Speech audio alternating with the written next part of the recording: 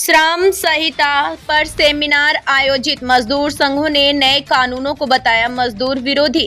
कानपुर में अपर श्रमायुक्त कार्यालय सर्वोदय नगर में श्रम संहिता लेबर कोड पर एक विशेष सेमिनार का आयोजन किया गया। इस सेमिनार में मुख्य रूप से कामकाजी लेबर कोड के संबंध में विस्तार से चर्चा की गई।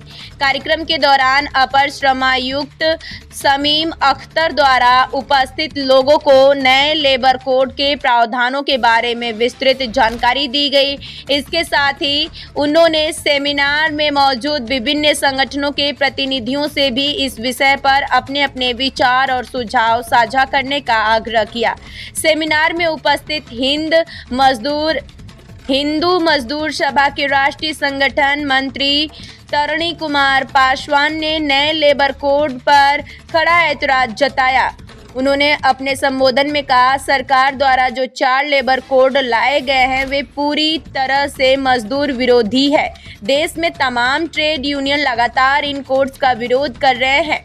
अधिकारियों को संबोधित करते हुए उन्होंने कहा आगे कि आप सरकारी पदाधिकारी हैं, इसीलिए 29 पुराने श्रम कानूनों को बदलकर जो 4 नए लेबर कोड लाए गए हैं उनकी जानकारी देना आपका काम है, लेकिन मजदूरों के मूल अधिकारों जैसे समान काम का समान वेतन, ग्रेच्युटी, ESI, मेडिकल सुविधा, न्यूनतम वेतन, नियमित कर्मचारी बनना और नोटिफिकेशन के सभी अधिकार पुराने 29 श्रम कानून में शामिल थे।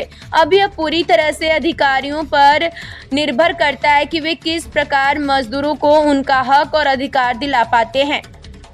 इस महत्वपूर्ण सेमिनार में अपर श्रमायुक्त शमीम अख्तर के साथ साथ मुख्य रूप से राम नरेश अवस्थी, राजीव खरे, मोहम्मद हमीद, मेहंदी जैदी, SK तिवारी और योगेश ठाकुर सहित विभिन्न श्रमिक संगठनों के पदाधिकारी और सैकड़ों की संख्या में आम लोग उपस्थित रहे।